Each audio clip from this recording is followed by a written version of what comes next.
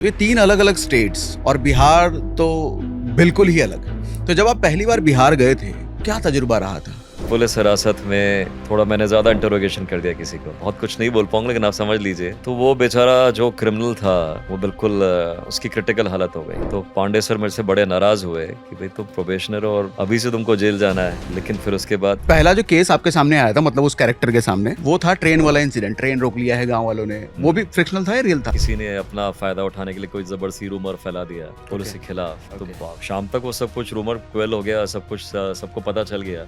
लेकिन उस वक्त सर मैं आपसे शेखपुरा के कुछ बड़े अपराधी के बारे में जानना चाहूंगा जिनके साथ आपका रहा भी। वो क्या कहानियां थी, मतलब इंसिडेंट में जानना चाहूंगा। बेगूसराय में मैं था तो वहाँ मेरा नक्सलाइट्स के साथ एनकाउंटर हुआ। उसमें हमने 9 नक्सलाइट्स को गिरफ्तार किया। वो ऑप्शन ही नहीं था क्योंकि गोलियां चले जा रही हैं। मेरे 2 सिपाही घायल हुए, मुझे तो अभी तक याद है। एक की हिप में गोली लगी, एक के पेट में गोली लगी और दोनों ही वो चारों अलग अलग दिशा में भागे और एक के पीछे में भागा और उसमें से एक ने फाइनली उसको मैंने पकड़ तो लिया था, थोड़ी सी हमें हुई उलझ और उसमें उसने एक बॉम्ब निकाला और बॉम्ब उसने दीवार में मार दिया। तो ट्रेनिंग क्योंकि अच्छी थी तो इमीडिएटली मैं नीचे पूरा लेट गया। बॉम्ब के स्प्लिंटर्स कहाँ गए क्या हुआ मुझे नहीं पता, लेकिन जो शोर था उससे पूरा मैं डेज्ड हो गया।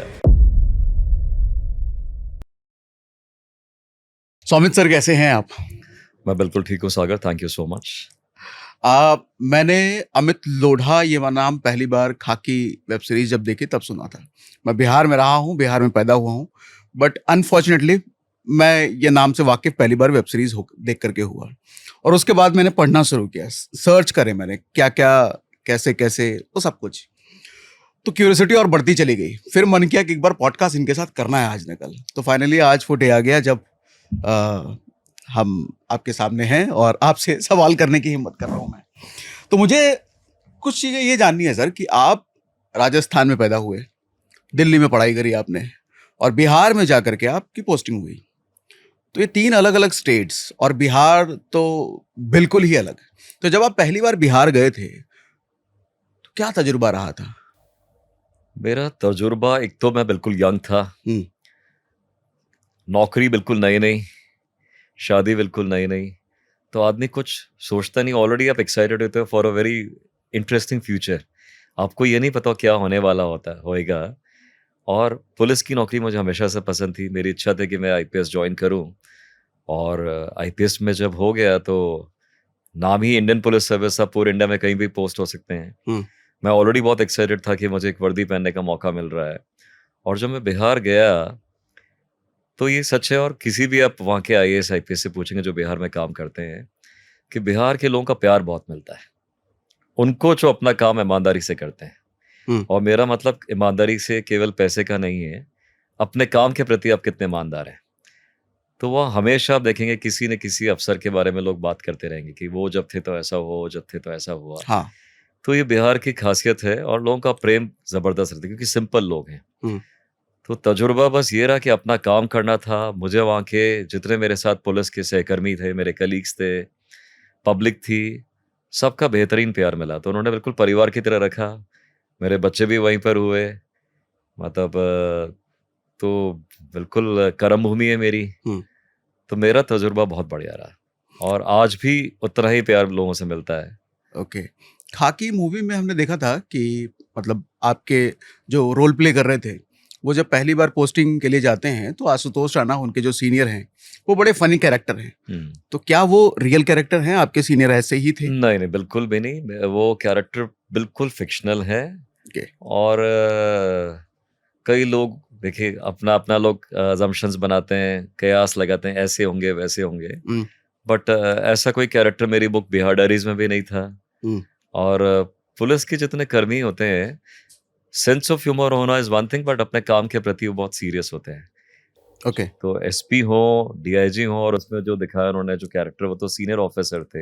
हुँ, तो कोई भी सीनियर ऑफिसर इस तरह की ऐसी चीज़ें करता नहीं। तो इतनी क्रिएटिव लिबर्टीज़ तो आप जानते हैं, कोई भी हुँ, आपको कोई एंटरटेनमेंट की कोई बना रहा है, हाँ, हाँ। लोग इतना लेते हैं। बट वो हाँ। प्योरली फिक्शनल कैरेक्टर है। तो क्या ऐसा हुआ कि जब आप पहली बार गए बिहार, तो आपके सीनियर्स के साथ या आपके कलीग्स के साथ आपको रिलेशनशिप एस्टैब्लिश करने में समय लगा? उनकी भाषा अलग, सोच अलग। नहीं, वैसा बिल्कुल भी नहीं हो सका क्योंकि हिंदी है। हुँ, हिंदी रादर बिहार में तो बहुत ज़्यादा शुद्ध हिंदी यूज़ करी जाती है, खासकर हमारे ऑफ़िशियल पर्पसेज़ के लिए।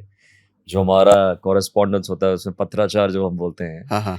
लेकिन किसी के साथ बिकॉज बिहार में एक इट्स एन इनफॉर्मल कार्डर, ये बड़ा कॉमन वहाँ पे टर्म है, आप किसी भी आईएएस या आईपीएस से पूछेंगे हम्म, तो बहुत ज़्यादा फॉर्मल नहीं कि ब्रिटिश लेगेसी को अभी भी लोग लेकर चल रहे हैं, ऐसा नहीं है। तो लोगों से मिलना जुलना सीनियर से जूनियर से बड़े आसानी से होता है, तो ऐसा स्टिफ कार्डर नहीं है। हम्म। तो ऐसी कोई दिक्कत मेरे को किसी के तो साथ सब हुई कुछ नहीं। स्मूथ रहा था। रादर हाँ स्मूथ ही रहा। रादर जो मेरे सीनियर्स थे जैसे एसएसपी गुप्तेश्वर पांडे साहब थे, डीएम सुखदेव सिंह थे, मुझे आज भी याद है, उन्होंने हाँ, बिल्कुल एक यंग कहते हैं ना बच्चे की तरह अपने परिवार की तरह ही ध्यान रखते थे, हाँ। ख्याल रखा। जैसे मेरे से एक बार एक प्रोबेशनर था तो गलती हो गई थी थाने में, बेड़ो नाम का थाना है, हम्म, वहाँ पे पुलिस हिरासत में थोड़ा मैंने ज़्यादा इंटरोगेशन कर दिया किसी को, बहुत कुछ नहीं बोल पाऊंगा लेकिन आप समझ लीजिए। तो वो बेचारा जो क्रिमिनल था वो बिल्कुल उसकी क्रिटिकल हालत हो गई। तो पांडे सर मेरे से बड़े नाराज हुए कि भाई तुम प्रोबेशनर हो और अभी से तुमको जेल जाना है। हम्म। और लेकिन फिर उसके बाद सबने बिल्कुल अपनी तरफ से जो कर सकते थे हेल्प वगैरह की। तो मेरा और सुखदेव सिंह सर थे, मिनी मैम थी, उन्होंने बिल्कुल परिवार जो उनको जब भी होता था कि इसको खाना वाना नहीं मिल रहा है या दिक्कत है, सीधा फोन करते थे कि घर पे पहुंच जाता हूँ। खाना वाना नहीं मिल रहा मतलब? मतलब खाना मतलब कभी कभी घर का खाना आदमी को याद आ रहा है, सब अच्छा। कुछ है ना। और आपको एक गेस्ट हाउस में खाना और किसी घर पे खाने में तो बहुत फर्क होता है। अच्छा, शुरुआत में आप अकेले गए थे? नहीं, मैं गया था विद फैमिली लेकिन गेस्ट हाउस में रहता था, फैमिली मतलब ओके, वाइफ थी, तो ओके। गेस्ट हाउस में तो हम्म। जो गेस्ट हाउस वाला खाना वही बनेगा जो सबके लिए बनता है। तो और बिहार ऑब्वियसली का खाना भी थोड़ा अलग है। हाँ थोड़ा मतलब है सब कुछ सेम ही, सारी चीजें सेम है, लेकिन फ्लेवर और कल्चर तो हर जगह का अलग है। इंडिया में हाँ, हर जगह आपको सेम ही चीज मिलेगी लेकिन हर थोड़े किलोमीटर्स में टेस्ट आपको बदल जाता टेस्ट है। अलग हो जाएगा। हाँ, तो थोड़ा चीजों का फर्क तो था ही। हाँ। हाँ। तो वहां पे हमने मूवी में ही, अगेन बार बार मैं मूवी का नाम इसलिए लूंगा क्योंकि वहां से हमने आपको पिक्चराइज किया है, हम्म, वहां से हमने आपके बारे में एक छवि बनाई। रियलिटी उससे बहुत अलग हो सकती है, तो उसी के रेफरेंस से मैं पूछता रहता हूँ आपसे कि पहला जो केस आपके सामने आया था, मतलब उस कैरेक्टर के सामने, हम्म, वो था ट्रेन वाला इंसिडेंट। ट्रेन रोक लिया है गांव वालों ने, वो भी फ्रिक्शनल था या रियल था? नहीं दैट वाज एब्सोल्युटली रियल।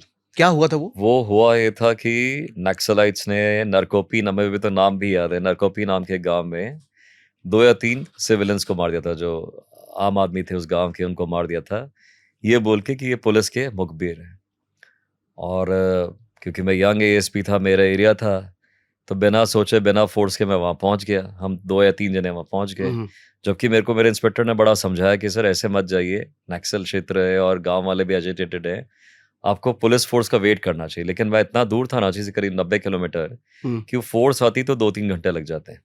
और मुझे ये भी पता चला था कि उन लोगों ने राजधानी या किसी ट्रेन को रोक लिया है।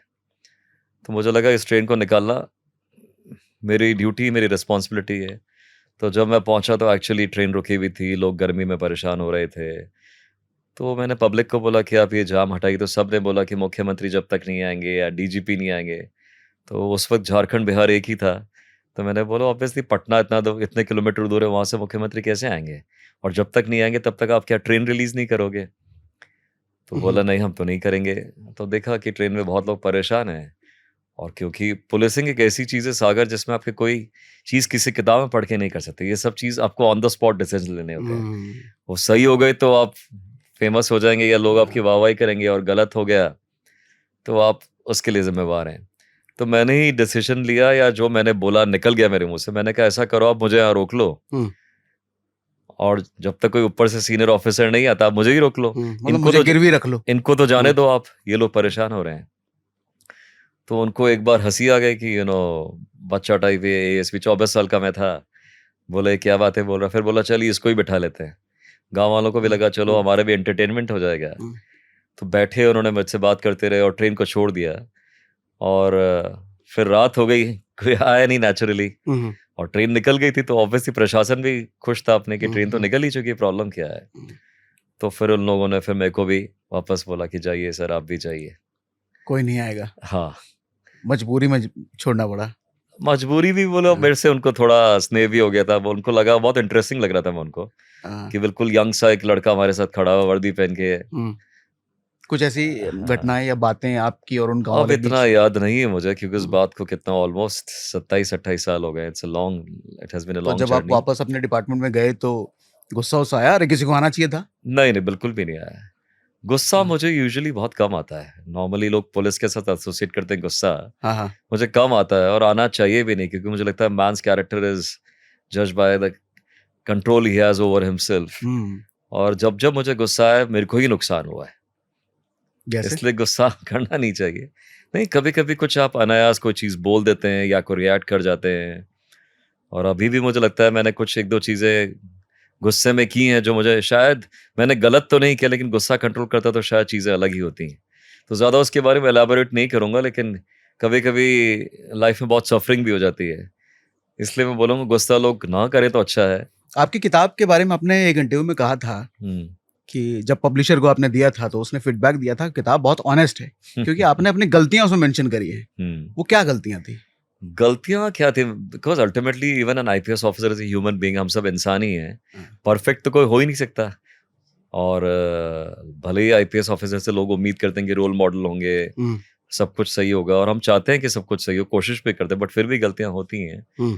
तो मुझसे भी गलतियां हुई हैं, डिसीजन गलत ले लिए, या लगा मुझे किसी के साथ अन्याय कर दिया है। लेकिन एक ही चीज थी कि जब भी मुझे लगा कि मैंने कुछ गलती की है, अगर वो अंडू नहीं हो सकती तो मैं हमेशा उस आदमी को सॉरी बोलता था। मेरे में ईगो कभी उस तरह का नहीं रहा है। यहाँ जहाँ मैं उस किसी चीज को अंडू कर सकता हूँ, मान लीजिए मैंने डिसीजन गलत लिया और मेरे ही हाथ में है वो डिसीजन बदलना, तो मैं उसको कर लेता हूँ। भले ही उसके बाद मेरे को बहुत कुछ सुनना पड़े या लोग कुछ भी फिर बोले, लेकिन मैं उस मामले में स्ट्रांग हूँ कि अगर किसी का अन्याय हो गया और मेरी कलम से गलत हुआ है, एंड इफ आई रियलाइज कि हाँ मेरे हाथ से गलत हुआ है, क्योंकि पुलिस में अक्सर ऐसा हो जाता है, आप इनिशियल इन्वेस्टिगेशन करते हैं, आपको लगता है अच्छा यही दोषी होगा या इसने ऐसा किया होगा, फिर आपको थोड़े दिन बाद रियलाइज होता है कि नहीं, एविडेंस कुछ और पॉइंट कर रही है, और अक्सर हमारे यहाँ ऐसा होता है। तो मैं हमेशा बिलीव करता हूँ कि आईपीएस का मतलब केवल क्रिमिनल्स को पकड़ना नहीं है, मेरा काम उससे भी ज्यादा है लोगों को न्याय देना। क्योंकि मान लीजिए 100 केसेस कहीं रजिस्टर होते हैं, उसमें 5 या 10 होते हैं क्राइम रिलेटेड, 90 में तो आदमी के साथ अन्याय ही हो रहा होता है। लूट, डकैती, किडनैपिंग, ये तो आप थोड़ा केसेस हुए जो मेजर हेड्स हैं मान लिया, लेकिन बाकी किसी लड़की के साथ उसका पति अत्याचार कर रहा है, किसी की जमीन पे किसी ने कब्जा कर लिया है, किसी को झूठे केस में फंसा दिया है, तो आप देखिए सब जगह तो किसी न किसी का कुछ अन्याय हो ही रहा होता है। तो 99 में जब आपकी पोस्टिंग बिहार में हुई थी, आप गए थे, उस वक्त आपकी मुलाकात सबसे पहले किससे हुई होगी? मैं उस वक्त पटना के किसी कॉलेज के हॉस्टल छात्रावास पे किसी रेड करने गया था। तो मुझे हॉस्टल में रेड करने? हाँ, क्योंकि हॉस्टल में कुछ एंटी सोशल एलिमेंट्स का जमावड़ा तब हो गया था। तो मैं जब गया तो मुझे बोला कि आपको फलाना सांसद साहब बुला रहे हैं, तो मैंने उनके बारे में काफ़ी कुछ सुना था। लेकिन जब मैं वहाँ पे पहुँचा तो मैं देखा कि वो बहुत ही सादगी से मिल रहे हैं, आत्मीयता से। बोला अमित भाई आपका स्वागत है बिहार में, और आप बिल्कुल अपना काम बढ़िया से करिए, ईमानदारी से करिए। तो मैं बड़ा चकित हुआ, आश्चर्यचकित की बट मिले बहुत अच्छे से। तो that was an interesting experience. और फिर मैंने ये भी देखा कभी किसी को जज इतनी जल्दी नहीं करना चाहिए, क्योंकि उन्होंने कुछ जो बातें बताई कि यहाँ पे ये प्रॉब्लम चल रही है, वहाँ पे ये प्रॉब्लम चल रही है, तो आम जनता के वेलफेयर के लिए थी वो एक्चुअली। ओके। तो पहला कोई ऐसा क्रिमिनल या गैंगस्टर जिससे आपकी हाथापाई हुई हो सबसे पहले? देखिए सबसे पहले मेरी हाथापाई हुई है, ये भी एक चांस की बात है। मुंगेर मेरी जब पोस्टिंग हुई as ASP Patna, ASP Munger, वहाँ पे एक बहुत फेमस क्रिमिनल था किशोर यादव। तो मैं तो जानता नहीं था, लेकिन मुझे जाते ही लोगों ने बोला सर किशोर यादव को पकड़ना है और ये पिछले 5-10 साल से फरार है, और इसने आईटीसी के किसी मैनेजर का मर्डर किया और भी कुछ मर्डर्स क्या ने बताया। तो मेरे को जब पता चला कि कई बार उसके लिए सीआरपीएफ और बहुत चीज़ों की कोशिश की गई, वो पकड़ा नहीं गया, तो मुझे लगा मैं यंग एएसपी, मुझसे कहाँ से पकड़ा जाएगा। बट यंग एएसपी से अक्सर पब्लिक को बहुत उम्मीद होती है, नया है, नया है, ईमानदार है, बिल्कुल अनटच्ड विथ, आप कह सकते हैं प्योर एक तरह से। तो मेरे को उन्होंने कई पब्लिक मेरे पास आई और उन्होंने बोला सर आपको हम गुप्त सूचना दे रहे हैं कि किशोर यादव इस जगह पे रहता है। मुझे लगा इस जगह पे रहा, मुझे एड्रेस बता रहे तो पहले भी पकड़ा जा सकता था। बोलो नहीं सर, पहले किसी ने कोशिश इतनी नहीं की, या फिर कोशिश की होगी तो मिले नहीं, पता नहीं, जो भी है। तो मैं एक बार कहीं पे रेड करने जा रहा था और मैंने रास्ते में जब जा रहा था तो मेरा ड्राइवर बोला सर ये किशोर यादव का घर है। मैंने कहा चलो अपन चल के इसको देखते हैं, तो रेड करते हैं अपन भी, और मुझे पता था कि मिलेगा तो है नहीं। मैं कहा जाके देखता हूँ। घर में गया, बैठा, और आप बिलीव नहीं करेंगे, किशोर यादव की पत्नी ने मुझे पूछा कि सर आपको चाय पिलाए? हाँ, तो मैंने कहा नहीं, मैं को बिल्कुल नहीं। और वहीं पे लेकिन फ़ोन था लैंडलाइन, हम्म, तो सर्किट हाउस में मेरी पत्नी थी, मैंने कहा उसको फ़ोन करके बात करता हूँ। और मैंने कहा तानू मैं यहाँ पर आया हुआ हूँ और कल मैंने एक एड्रेस नोट किया था, अब मेरे पास तो है नहीं, पड़ा है क्या बाय चांस? तो मेरी वाइफ बड़ी सिंसियर हम्म, एक लेडी है, उन्होंने उस एड्रेस को रखा हुआ था और मुझे अभी तक याद है, उन्होंने पूरा बोल के मुझे बताया कि देखो दो ताड़ के पेड़ होंगे इसके घर के पास, हम्म, केलू ताती का कोई घर है, उसके पास कोई पंप हाउस है, फिर ऐसे कोई हैंड पंप होगा उसके पास, एक आउट हाउस है, ऐसा ऐसा उसने डिस्क्राइब किया। वो था। हम लोग बाहर गए, मैं और मेरा इंस्पेक्टर अरुण हाँ, तिवारी। हाँ, हमने बाहर जाके देखा, हमको दो ताड़ के पेड़ भी नजर आए, फिर वो पंप हाउस भी नजर आया। ओह, मतलब करते एड्रेस करते सही था। करते करते हम गए हम्म, और उनके घर से मात्र 200 मीटर दूर होगा वो। मैं और तिवारी और हम लोग भी बिना किसी उम्मीद के गए, लेट मी बी हाँ, ऑनेस्ट। तो मैं जब गया वहां पे तो उस रूम में मैं घुसा तो उसमें कुछ नजर ही नहीं आया। और वहां पे एक बिहार में बोलते हैं खाट को क्या बोलते हैं, मतलब जो भी है, खटिया। नहीं कुछ था मतलब, हाँ, चौकी। चौकी हाँ, चौकी हाँ, चौकी हाँ, चौकी पर मैं बैठा, हाँ, हाँ, उस पर चादर वादर लगी थी। तभी नीचे से कुछ हिलने की आवाज आई, ओह, तो मैं उठा तो देखा नीचे से एक रोल करते हुए आदमी आया, पिस्टल उसके हाथ में, 6 फुट का लंबा चौड़ा आदमी, हम्म, और उसके हाथ में देशी पिस्टल। तो अब तक तिवारी ने, इंस्पेक्टर तिवारी ने, मेरे तो पिस्टल निकाल ही नहीं हाँ, पाया हाँ, था, हाँ, जब हाँ, तक तिवारी ने पिस्टल निकाल ली। हाँ, लेकिन बिना सोचे मैंने उसको फटाक, जो भी हमारी ट्रेनिंग थी, हाँ, एक दो मुक्के उके मारे हाँ, और उससे वो पिस्टल छीन ली। हम्म, और मेरे को बड़ी खुशी हुई कि मैंने जिंदगी में पहली बार किसी को हथियार के साथ पकड़ा है। ओह, तब तक मुझे नहीं पता था मैंने किसको पकड़ा, वो क्योंकि किशोर यादव था। मैं जब बाहर आया और तिवारी को भी नहीं पता, हम उसको हम्म, पकड़ के हम्म, बाहर लिया, मैं अपनी जिप्सी में बैठ रहा था, पीछे से लोग बोले कि एएसपी साहब कमाल हो गया और मुंगेर पुलिस जिंदाबाद। मैंने कहा क्या हो गया? बोला सर किशोर यादव पकड़ा गया। मैंने कहा कहाँ पे पकड़ा गया है? तो बोला वही तो है जिसको अभी आपने पकड़ा है। तो ये सब प्योर चांस की बात है, लेकिन हाँ हम्म, पहली बार किसी से अगर आप बोलेंगे हाँ, उस तरह से, हाँ, तो उसी के साथ हुआ। तो बड़ी आसानी से हो गए, लगना पड़ा मारपीट नहीं, थोड़ी? उसमें इतना फिल्मी अगर आप एक्सपेक्ट करें उसमें नहीं था, नहीं। उसमें नहीं था, क्योंकि तिवारी भी मेरे साथ था ही। हाँ, हाँ, और मतलब उसको भी इतनी देर पता ही नहीं चला ना, हाँ, इतनी 1 सेकंड में तो पिस्टल मैंने छीन ही ली उससे। हाँ। उसके बाद ऐसा कई बार हुआ? उसके बाद कई बार देखिए एसपी शिप में और एएसपी शिप में अ, कुल मिलाकर आप ऐसा बोल सकते हैं मेरे नक्सलाइट्स के साथ एनकाउंटर भी हुआ, जिसके लिए मुझे गैलेंट्री मेडल मिला। हम्म, चीज़ें हुई हैं, लेकिन अगर आप फ़िल्मी एक्सपेक्ट कर रहे हैं, किडनैपिंग केसेस में यस 2-3 बार ऐसा हुआ है। किडनैपिंग केसेस में बहुत ज़्यादा हुआ है। ओके। और पटना सिटी में मैं एएसपी था, तो मेरे पास अभी भी वो पेपर कटिंग है। मेरे पे बम भी मारा गया था एक बार, तो उसको पकड़ने के लिए मैं पीछे भाग गया। तब कई चीज़ें होती थी actually, when you look back, तो आपको लगता है कोई फीलिंग नहीं होती आपको, गर्व की भी नहीं होती, कोई हाँ, डेयर डेविल की भी हाँ, नहीं, तो कभी-कभी लगता है कि भाई टच एंड गो था। थोड़ा सोच समझ के करना चाहिए था। जैसे मैं पटना में आ रहा था, मैं एक बार अपनी वाइफ़ के साथ जिप्सी में ही चल रहा था, वाइफ़ साइड में बैठी थी, तो मेरी वाइफ़ ने बोला कि देखो इस ऑटो वाले को लोग लूट रहे हैं। तो मुझे लगा मज़ाक कर रही है, तो शाम की बात है और पब्लिक सब्ज़ी भी खरीद रही है, सब कुछ। बोला नहीं लूट रहे देखो आप, पिस्टल के साथ 3-4 लोग अच्छा, थे। लिटरली मतलब लूट रहे हैं? हाँ, एक्चुअली इस ऑटो वाले ओके, से पैसे छीन रहे थे और उनके हाथ में पिस्टल-विस्टल थी। ओके, शाम के 6 बजे? हाँ, शाम के हुँ, 7 बज रहे हुँ, होंगे और मैं शॉर्ट टी-शर्ट में था।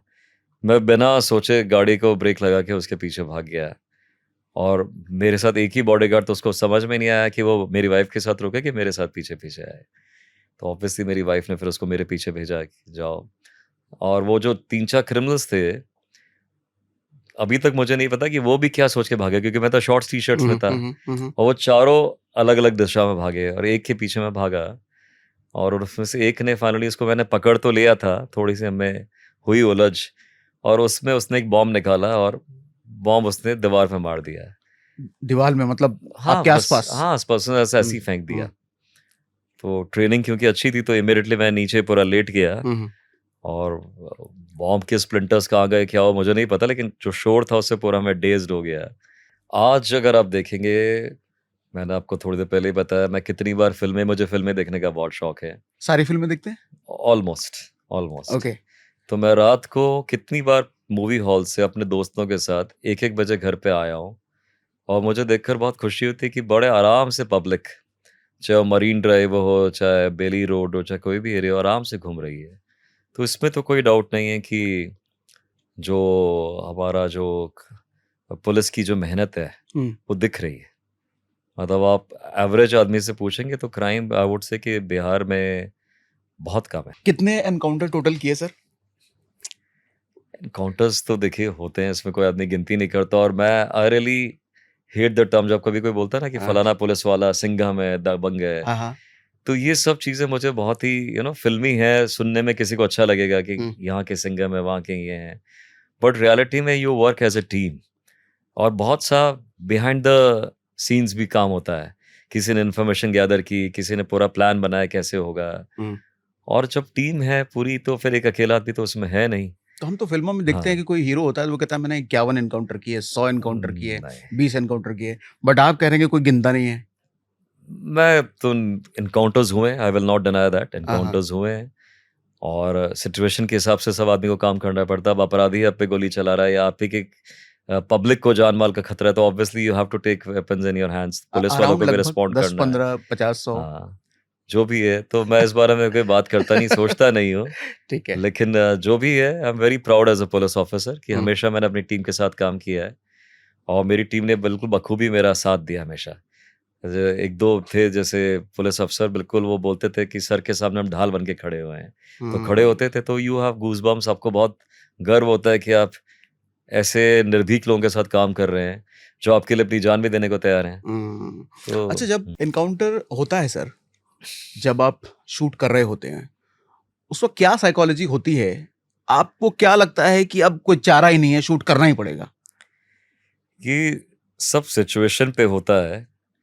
उस वक़्त आपकी क्या सिचुएशन है, आप हम्म, कितनी विकट परिस्थिति में अगर आपको लगता है कि आप उसको हैंडल कर सकते हैं, हम्म, तो आप बिल्कुल हैंडल कर लेंगे।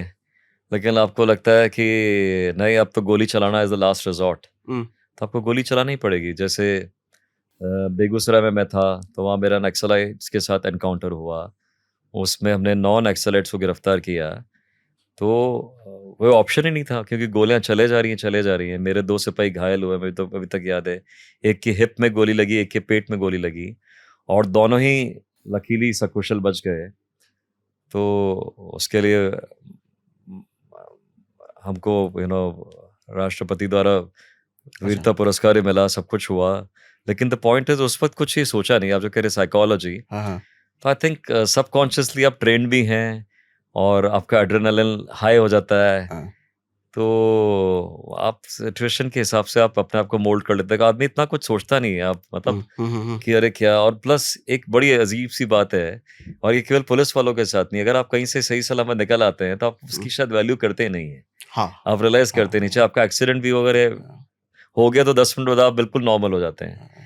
हाँ हाँ, जहाँ पे आपका डिसीजन गलत हो गया पुलिस में ख़ासकर, हम्म, एंड अगर आप कोई मतलब किसी की जान-माल को क्षति हो जाए उसमें, चाहे आपका हम्म, पुलिस वाला है या कोई सिविलियन ही है, देन यू स्टार्ट वेइंग इन कि अरे मेरे से क्या गलती हुई, क्या नहीं हो गई।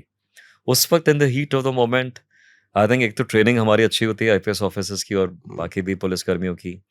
और जब टीम में आप काम करते हैं, तो एक टीम स्पिरिट होता है, एड्रेनालिन वैसे ही हाई होता है सबका। हम्म, तो और बहुत ज़्यादा आदमी सोचता नहीं, हाँ, टैक्टिकल चीज़ें दिमाग में चलती है, जब आपको टाइम मिलता है। हम्म, तो उस दिन हमको टाइम था क्योंकि नक्सलिट्स का जो एनकाउंटर हो रहा था, तो हमको लगा आगे से हम इनका कुछ नहीं कर पाएँगे, तो हमने वायरलेस पे सूचना दी अपने बाकी टीमों को कि पीछे से भी तुम लोग आओ। हम्म। वो जगह एक ऐसी थी जहाँ से पीछे से मेरी टीम आ सकती थी। ये बेगूसराय की बात है? हाँ, बेगूसराय की ओके। बात है। तो वहाँ पे वो लोग आ गए, तो हमने उनको चारों तरफ से घेर लिया। ओके। तो दैट वाज़ अ डिफरेंट। लेकिन कई बार ऐसा होता है कि आप घिर जाते हैं। पूर्णिया में मैं एसपी था, तो वहाँ बिल्कुल पीसफुल सब कुछ चल रहा था। सडनली लोगों ने बोला कि सर पता नहीं मॉब को क्या हो गया, किसी ने इनसाइट कर दिया होगा। तो मॉब ने पुलिस पे हमला कर दिया है। हम लोग बाहर गए ये सोच के कि हम बात करेंगे, मैं और डीएम। हम्म, तो देखा हमारे ऊपर ही बॉटल्स मारी जा रही हैं और पूरा सडनली पथराव हो रहा है। और उस दिन हमारे पास जाने के लिए कोई जगह नहीं थी। ओ। पीछे कोई जगह ही नहीं थी। हम एक स्कूल बिल्डिंग में बैठे थे, मैं और डीएम। हम और मेरे साथ और उनके साथ 3-4 बस हम्म, बॉडीगार्ड्स ही थे। तो हमारे पास कोई ऑप्शन ही नहीं था। उस दिन हमको पब्लिक के ऊपर फायरिंग करनी पड़ी, हवाई करनी पड़ी, लेकिन करनी पड़ी ऐसा क्यों फायरिंग। हुआ था? किसी ने अपना फ़ायदा उठाने के लिए कोई ज़बरदस्ती रूमर फैला दिया पुलिस ओके। के खिलाफ। तो ओके। शाम तक वो सब कुछ रूमर क्वेल हो गया, सब कुछ सबको पता चल गया। हम्म, लेकिन उस वक़्त जो सिचुएशन थी दैट वाज़ वेरी डिफिकल्ट और हमारे अपने आदमी थे, सिविलियंस थे, आप उस पे गोली चलाना भी नहीं चाहते हैं, लेकिन आपको बचना भी है क्योंकि इतना हमसे मुश्किल से कितना 50-60 फीट दूर बस पब्लिक होगी। पत्थर ओके, फुल स्पीड पे हमारे ऊपर आ रहे थे, ओके। तो हमारे पास कोई ऑप्शन नहीं था। तो हवा में फायरिंग करने के बाद पब्लिक पीछे हट जाती है? कभी हटती, कभी नहीं हटती। We were okay, lucky.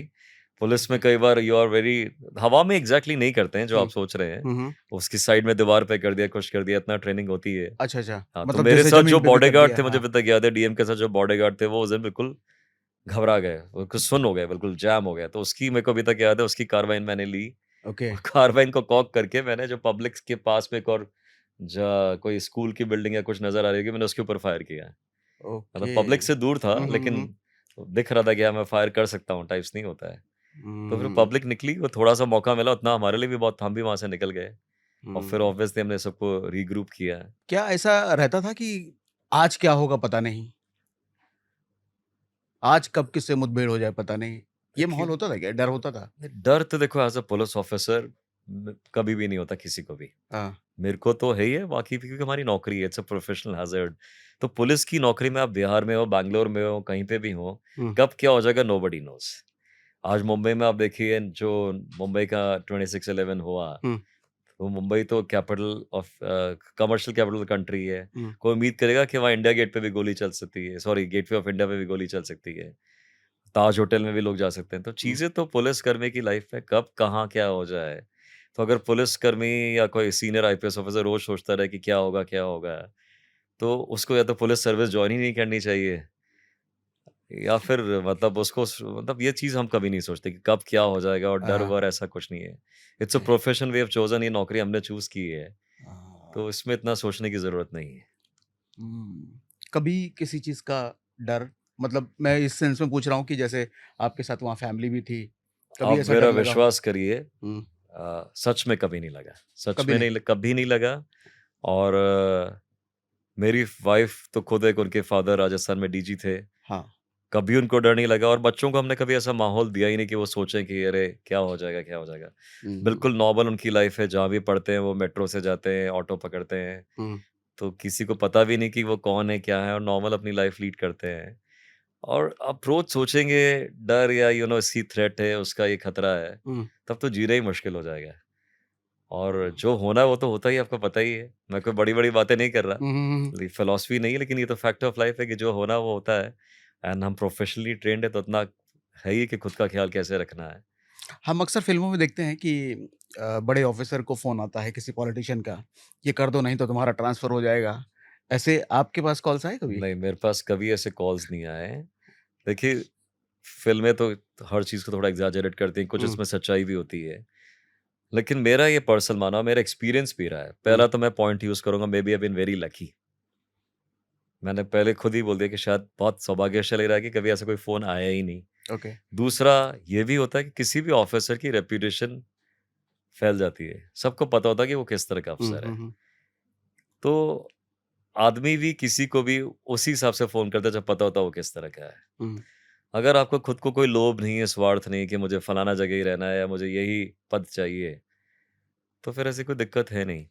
और हर सिस्टम में मेरा ये मानना है, हर सरकार को अच्छे अफ़सर चाहिए होते हैं हुँ, और अच्छे अफ़सरों की कदर होती है। एक्सेप्शंस हमेशा होते हैं, परेशानियाँ भी लाइफ़ में आती हैं, ऐसा नहीं कि नहीं होता है। हाँ, बहुत कुछ चीज़ें लाइफ़ में हुँ, होती हैं। लेकिन ओवरऑल मैं जो बता रहा हूँ आपको, ये मेरा प्रैक्टिकल व्यू है। कोई मैं हुँ, बहुत इसमें स्पिरिचुअल ज्ञान नहीं दे रहा हुँ, हूँ। हुँ, हुँ, हुँ, तो अगर आपकी रेपुटेशन अच्छी और अपने काम के प्रति ईमानदार है, हमेशा मैं बोलता हूँ एक होता है ईमानदारी पैसे के मामले में, एक होता है काम के प्रति ईमानदार। हुँ, आप काम के प्रति ईमानदारी टुवर्ड्स या मतलब इन टर्म्स ऑफ मनी तो होनी चाहिए, तो गिवन है आप हुँ, आईपीएस ऑफिसर हैं, हुँ, तो आपसे एक्सपेक्टेड ही है। काम के प्रति भी ईमानदारी एक्सपेक्टेड ही होती है, लेकिन कई बार लोग लगते हैं कि आपने डिसीजन नहीं लिया या आपने किसी का मदद नहीं की या हुँ, आपने कोई टफ डिसीजन नहीं लिया तो हुँ, लेकिन वैसे आप ईमानदार हैं। हुँ। तो उस ईमानदारी का मेरे मायने में कोई फ़ायदा नहीं। लेकिन अगर आप ईमानदार हैं अपने काम के प्रति और आप जो सही डिसीजन है वो ले रहे हैं तो सबको पता होता है। लेकिन ईमानदार लोगों को और ज़्यादा परेशानी नहीं झेलनी पड़ती सर? और ज़्यादा प्रेशर नहीं ये होता उन पे? देखिए अल्टीमेटली ये सब चॉइसेस हैं। आपने जो हुँ, बोला ईमानदार है तो कोई भी आदमी जो ईमानदार है उसकी पर्सनल चॉइस है। हुँ, तो उसके बाद लाइफ में प्रॉब्लम्स अगर आई हैं, आपने थोड़ी देर पहले बताया कि आपने भी अपने-अपने सबने देखे हैं। हुँ, प्रॉब्लम्स तो किसकी नहीं आती लाइफ में। हुँ, अगर आपकी चॉइस है कि आपको ऐसे ही करना है, नहीं, have to go through this grind, और आपको थोड़ा उसके लिए झेलना पड़ा, हम्म, तो झेलना पड़ा, कोई बात नहीं। लेकिन हम्म, फिर इसलिए आपकी पहचान भी है, और आपकी कोई पहचान हो ना हो, कम से कम आपको अपने ऊपर गर्व होता है। हम्म, मेरा ये मानना है, अगेन आपको मेरी कुछ-कुछ बातें थोड़ी स्पिरिचुअल या फिलॉसफिकल लगेंगी, अल्टीमेटली सबको मिट्टी मिल जाना है। हम्म, तो फिर जब तक है अपनी तरफ से अपना जो बेस्ट है, या आपका जो वजूद है, या जो आपका खुद का डीएनए है, उसको क्यों डिस्ट्रॉय होने देना है? तो ये बड़ी पर्सनल चॉइस है। बहुत लोग हैं जो बहुत ज़बरदस्त ईमानदार हैं, और शायद उन्हीं की वजह से सिस्टम चल भी रहा है। हम्म, हम्म, उन्होंने झेला भी होगा। हम्म, अगर मैं ऑफ़िसर्स की क्या बात करूँ, आपको लगेगा मैं आज भगत सिंह और ये सब नहीं होते हैं। हम्म, इन लोगों ने 22-22, 23-23 साल में देश के लिए जान दे दी, हम्म, बिना सोचे। ऑब्वियसली मैं कि हम लोग अपने आप को कहाँ उनसे कंपेयर करेंगे, लेकिन उन्होंने इतना कुछ कर दिया, तो लोग हैं ऐसे, हम्म, जिनकी वजह से दुनिया चल रही है, सिस्टम चल रहा है, देश चल रहा है। तो ईमानदार लोग भी हमारे सिस्टम में बहुत हैं, और बहुत बढ़िया हैं, जो काम में भी बहुत अच्छे हैं, ईमानदार में भी हैं, और कुछ लोगों ने झेला भी, इसमें कोई डाउट नहीं है। झेला है तो ठीक है। बिहार में जातिवाद शुरू से रहा है सर, आज तक है। तो इस जातिवाद की वजह से कभी आपको मुश्किलों का सामना करना पड़ा है मेरे को बिल्कुल भी सामना नहीं कि करना कभी किसी पड़ा। को आपने नहीं, अरेस्ट कर लिया हो, नहीं, कहा नहीं, गया अरे मेरे ये को उस नहीं जात करना का है, पड़ा। छोड़ दो? मैं जो भी आपको आंसर दे रहा हूँ, बिल्कुल सच में दे रहा हूँ। आप देख रहे हैं, तुरंत आंसर दे रहा हूँ, कोई डिप्लोमैटिक आंसर्स नहीं हुँ, है। क्योंकि एक तो मैं आउटसाइडर था, हुँ, नंबर 1। नंबर 2, किसी भी अपराधी की कोई जाति होती नहीं है। लोग बोलते हैं कि फलाना जाति के हैं, ये है, हुँ, इस समुदाय के हैं, लेकिन अल्टीमेटली वो अपने भी लोगों का उतना ही उनके साथ गलत करते हैं। क्योंकि किसी भी क्रिमिनल को देख लीजिए ना आप, घूम फिर के वो अपना मतलब देखता है, हुँ, अपना मकसद देखता है, हुँ, कि उसको किस चीज़ में कितना फ़ायदा है। हुँ, वो भले ही जाति का या समुदाय का नाम लेके अपना फ़ायदा देख सकता है कि देखो मैं इस जाति के लिए ये कर रहा हूँ, लेकिन घूम फिर के वो अपने लिए करता है। और पब्लिक को आगे पीछे ये बात पता चल जाती है। थोड़े दिन कोई पब्लिक हो सकता है कहे कि अच्छा ये तो भई हमारी जाति का है, हमको हुँ, उसको सपोर्ट हुँ, करना चाहिए। लेकिन हुँ, थोड़े दिन में देखेंगे उसका अत्याचार उनके ऊपर भी हो रहा है। हुँ, हुँ, हुँ, तो ये अक्सर होता है, तो ऐसा जातिवाद मैंने बिल्कुल फेस नहीं किया। और पब्लिक भी अल्टीमेटली, जैसे कितने क्रिमिनल्स थे मुझे उन्हीं के लोगों ने ही बताया। ओके। उसी की कम्युनिटी के लोगों ने फ़ोन करके बताया कि सर यहाँ छुपा हुआ है, यहाँ पे है। मैंने कहा क्यों बता रहे हो? मेरे को जैसे भरोसा नहीं हो हाँ, रहा है। हाँ, हाँ। बोला सर इसने इतना गलत किया है, मेरे परिवार के साथ ऐसा किया, हुँ, मेरी बहन के साथ ऐसा कर दिया। हुँ, तो क्रिमिनल्स का अल्टीमेटली कोई धर्म, जाति, समुदाय रह कहाँ जाता है? वो तो हुँ, प्योरली अपने लिए काम करते हैं। हुँ। पुलिस को लेके लोगों में आज भी डर है क्या बिहार में? या नॉर्मली तो हर नहीं, जगह होता है नहीं, ये? नहीं, नहीं। मैं खुद ही देख रहा हूँ कि दिन-ब-दिन पब्लिक का, देखिए, अब इंटरनेट का ज़माना है। हाँ। कुछ भी होगा, व्हाट्सऐप है, फेसबुक है, आप रिकॉर्ड करके एक रील बना के डाल देंगे। तो पुलिसकर्मी पे तो रादर मैं बोलूँगा प्रेशर डबल हो गया है। हुँ, क्योंकि पब्लिक जिसके साथ कुछ गलत होता है, वो एक्सपेक्ट करती है कि पुलिस ऐसे या वैसे हमारे केस को सॉल्व कर दे, हुँ, या कोई रिज़ल्ट दे दे।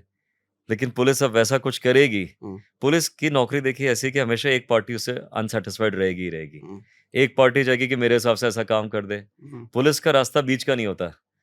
अब पुलिस दूसरे को कुछ करेगी तो वो तुरंत शिकायत करेगा सोशल मीडिया पे किसी भी तरीके से। और लोग पढ़े लिखे भी हो गए, उनको अपने राइट्स भी बहुत से पता हैं।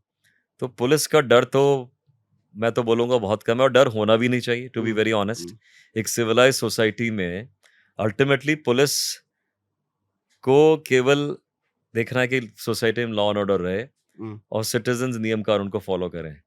डर नहीं, और rather respect for the law होना चाहिए।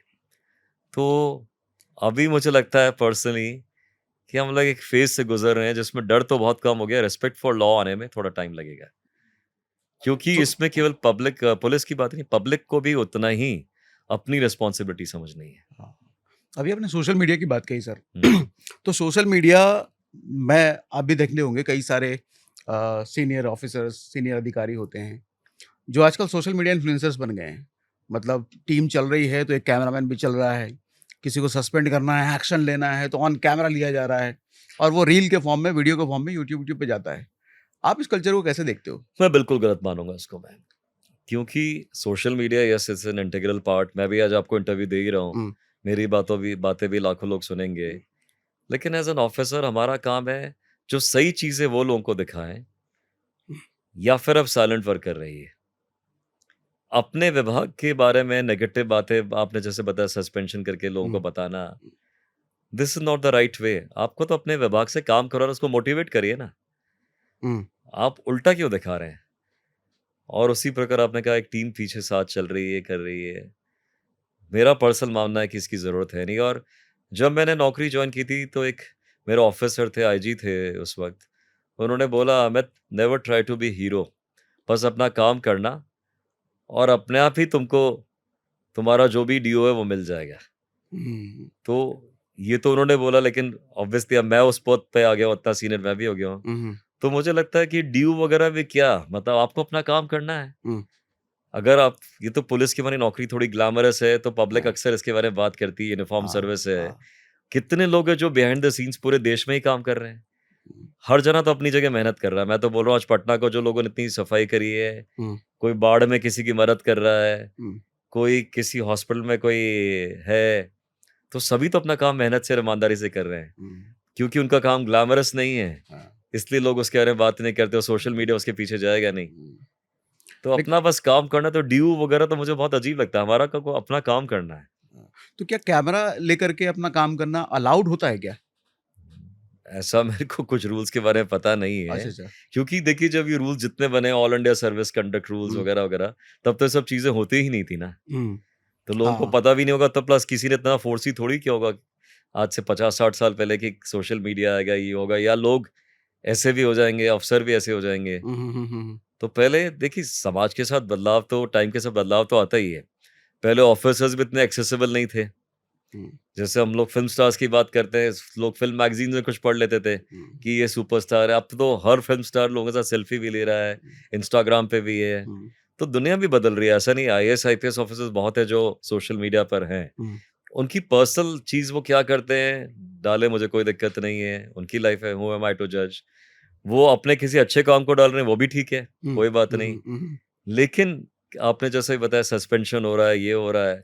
आपने कोई, आपकी टीम ने कुछ अच्छा काम अचीव किया है, उसको बताने में तो कोई हार्म नहीं। पहले न्यूज़ चैनल से इंटरव्यू देके बताया जाता था, हुँ, तो पब्लिक में एक अच्छा इम्पैक्ट तो पड़ता है। हुँ, पब्लिक को रियलाइज़ होता है कि नहीं, ये एसपी हैं, ये डीएम है, हमारे यहाँ के, इन्होंने काम किया है और हमको उन पे फ़ेथ इसीलिए हो रहा है, हुँ, हमने जब चीज़ें इनकी देखी हैं। हुँ, हुँ, हुँ, तो पॉज़िटिव्स बहुत है, मना नहीं कर रहा हूँ मैं। हुँ, लेकिन there is a difference, positives जो मैं बता रहा हूँ, एक होता है कि खुद का महिमा मंडन, और एक दूसरा कि हुँ, जो आपका काम है। और हुँ, मुझे हुँ, लगता है अल्टीमेटली अगर आपका काम है, हुँ, तो वैसे वो काम बोल ही जाएगा। और अगर वो नहीं भी बोल रहा है, आपको कुछ सो कॉल्ड रिकॉग्निशन पब्लिक से नहीं मिल रहा है, हुँ, हुँ, तो आपको उसकी ज़रूरत क्या है? अपना हुँ, काम करिए आप। ये जो सबसे बड़ी प्रॉब्लम है Sagar, it's not about the IPS और द गवर्नमेंट। हम जो वैलिडेशन लोगों से ढूँढते हैं ना, हुँ, सबसे बड़ी प्रॉब्लम यही है। हाँ, फेसबुक पे कितने लाइक्स हो रहे हैं, इंस्टाग्राम पे क्या हो रहा है, हमारे फॉलोअर्स कितने हैं। तो जिसका ये काम है, जैसे आपका काम ही यही है, तो आपके हुँ, लिए तो ठीक है, लेकिन हुँ। जिसका ये काम नहीं है, तो आई थिंक बहुत ही बेकार की चीज़ है ये। कभी मतलब आपको सिंघम जैसा कोई उपाधि दिया गया? नहीं, लोग कई बार बोलते हैं, लेकिन मैंने आपको खुद ही अभी बताया थोड़ी देर पहले हाँ, कि आई अबहॉर दीज़ टर्म्स। मुझे तो ये बहुत ही, मतलब गलत टर्म्स लगते हैं कि क्यों आपको सिंघम बनना है या दबंग बनना है? जब आपको हुँ, लॉ मिला हुआ है, हुँ, हुँ, मैं आपके सामने हूँ, ना तो मैं हुँ, सिंघम लग रहा हूँ, ना दबंग लग रहा हूँ। हुँ, लेकिन अगर आपका काम आप ठीक से कर रहे हैं, अपने प्रिंसिपल्स पे आप टिके हुए हैं और आप लोगों को न्याय दिला रहे हैं, तो आपको कोई उपाधि की ज़रूरत ही नहीं है। हुँ। आपकी वॉइस काफ़ी बोल्ड है सर। ये प्रैक्टिस किया है या मैंने ऐसे ही बिल्कुल है? प्रैक्टिस नहीं की है। बहुत ज़्यादा बोल्ड है। Thank you it's so like much. Amitabh Bachchan type. नहीं, नहीं, हाँ, इतनी तो नहीं, लेकिन हाँ, बोल्ड है। हाँ। तो कभी एप्रिसिएशन वगैरह आवाज़ के लिए मिला है पुलिस डिपार्टमेंट में? पुलिस डिपार्टमेंट में तो नहीं मिला, बट हाँ, वैसे लोग बोलते रहते हैं। ओके।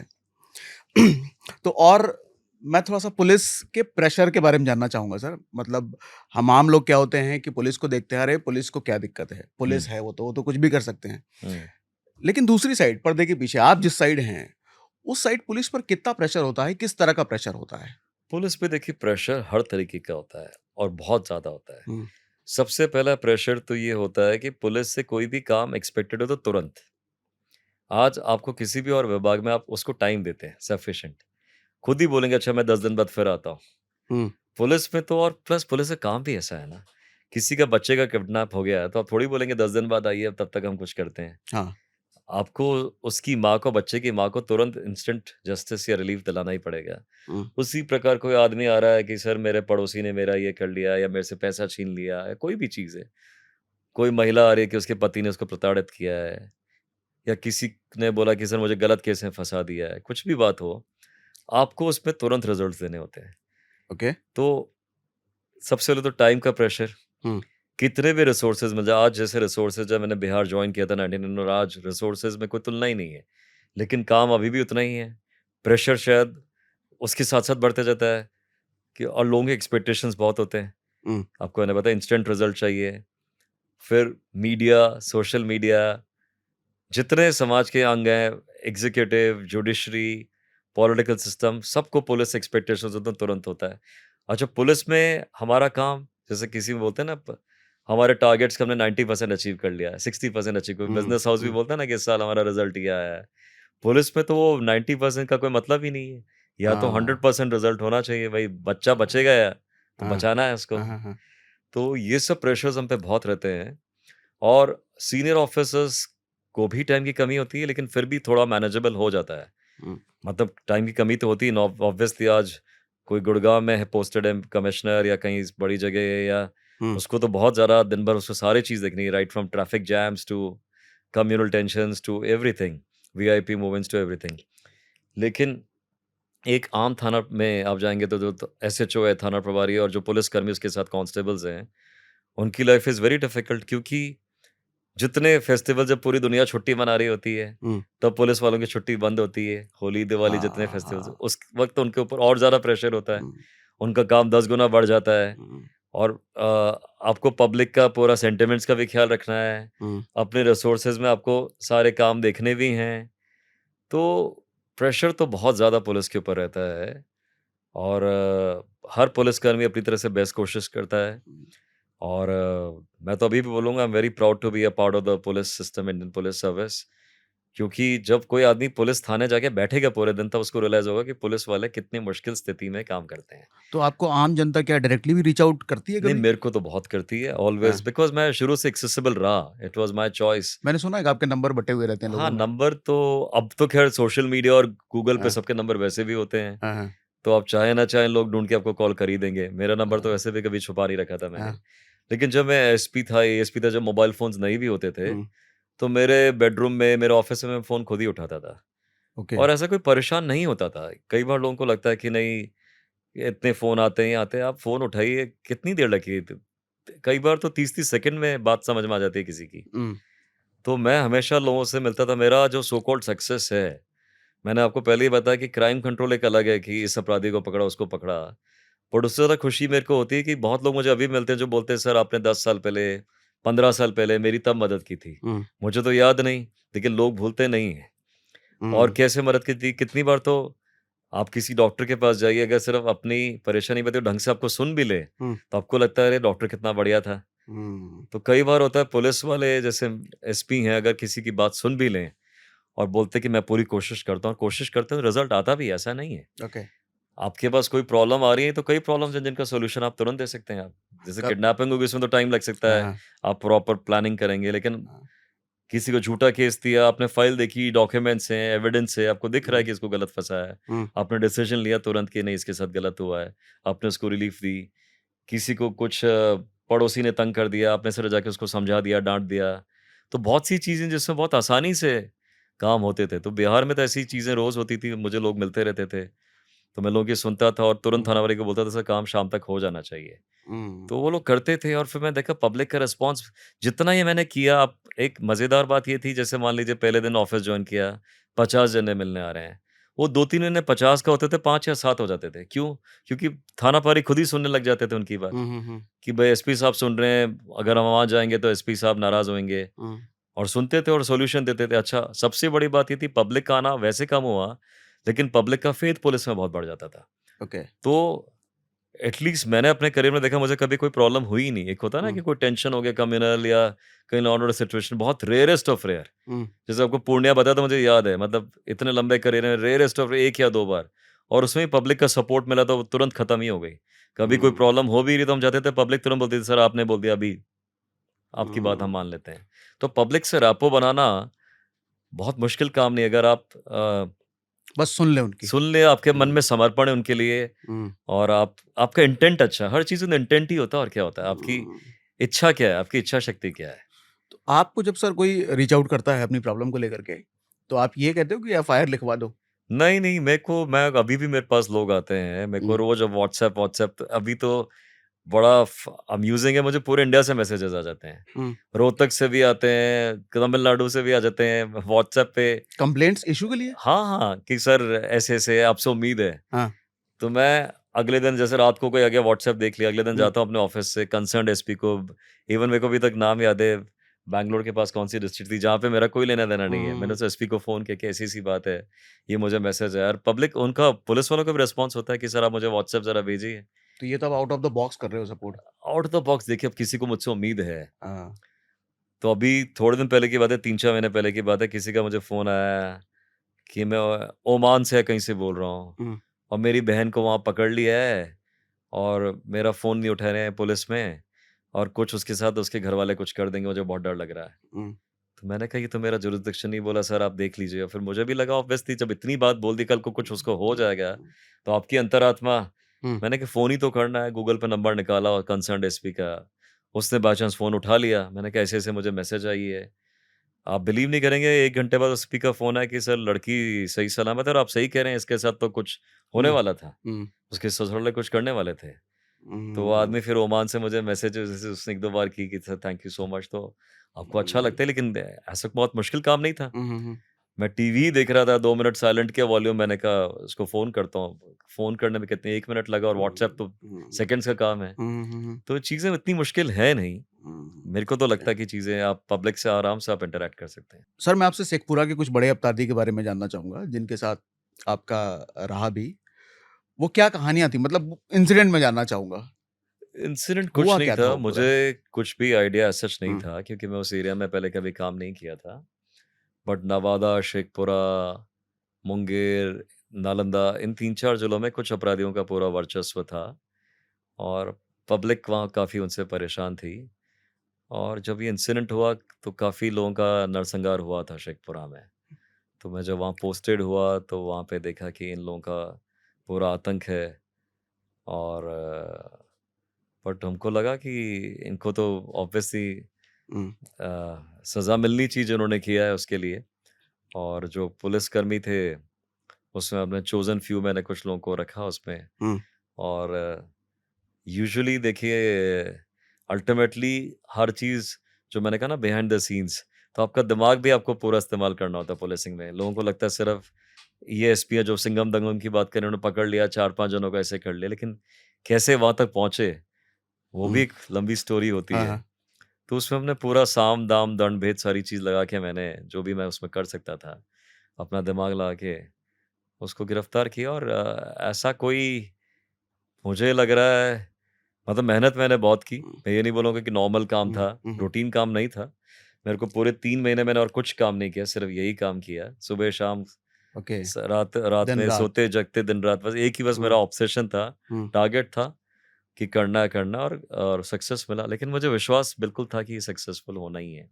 हम्म। क्योंकि I believe hard work never fails, number 1 and number 2, आप बिल्कुल अगर धुन के पक्के आपने कोई चीज़ ठान ली तो हो ही जाती है चीज़ें। हम्म। ठान ली से मुझे याद आया, आपसे मुझे यूपीएससी के बारे में भी पूछना है। आपका यूपीएससी फर्स्ट अटेम्प्ट में क्लियर हुआ था? नहीं, मेरा सेकंड अटेम्प्ट में हुआ। अच्छा, सेकंड अटेम्प्ट में। फर्स्ट में भी हुआ था मेरे को, मेरा मतलब आईपीएस में सेकंड में मिला, फर्स्ट में भी मेरी अच्छी रैंक आई थी, लेकिन मेरे को पुलिस से बहुत ऑब्सेशन था, हाँ। तो मैंने सीबीआई भरा था उसमें। ओके। तो सीबीआई, मेरी रैंक अच्छी थी, मेरी रैंक मेरी 209 आई थी। हाँ हाँ। मेरे को रेलवे ट्रैफिक ये सब मिल सकता था, लेकिन मेरे को पुलिस का बड़ा हमेशा क्रेज़ था। तो फिर आईआईटी में क्यों गए थे सर? आईआईटी ये भी लोगों को बहुत मेरी बातें अटपटी लगती हैं। क्लास 11 तक मुझे आईआईटी के बारे में कुछ पता ही नहीं था। मेरी फैमिली में इससे पहले किसी ने भी आईआईटी कोई नहीं गया था। ओके। जो मैटरनल साइड उसमें सब ऑफिसर्स थे, या वो स्टीफंस, हिंदू, मिरांडा में पढ़े हुए थे, और जो मेरी पैटर्नल साइड थी सब उसमें डॉक्टर्स थे। हम्म। तो आफ्टर ग्रेजुएशन, ग्रेजुएशन के लिए मेडिकल मेरे को पढ़ना नहीं था क्योंकि इतनी पढ़ाई, हम्म। लंबी पढ़ाई होती है मेडिकल में, आपको पता है डॉक्टर्स कितना है, एमबीबीएस, फिर एमएस, फिर इतनी सारी चीज़ें। और जब स्कूल में था, पढ़ाई में अच्छा था, तो देखा मेरे, जब मैं क्लास में आता था रोज़ देखा, रोज़ आईआईटी के लोग तैयारी कर रहे हैं। हम्म। ऊपर लिखा था जेईई ट्यूटोरियल्स, ये वो। अच्छा, इसलिए लोगों को देख करके। तो मुझे लगा कि ये लोग सब क्या, उन्होंने बोला हम आईआईटी जेईई दे रहे हैं वगैरह, मुझे लगा कि ये लोग दे रहे हैं, तो इतना अच्छा स्टूडेंट तो मैं हूँ ही हूँ। हम्म। अगर ये दे रहे हैं तो फिर मैं तो दे ही सकता हूँ। हम्म।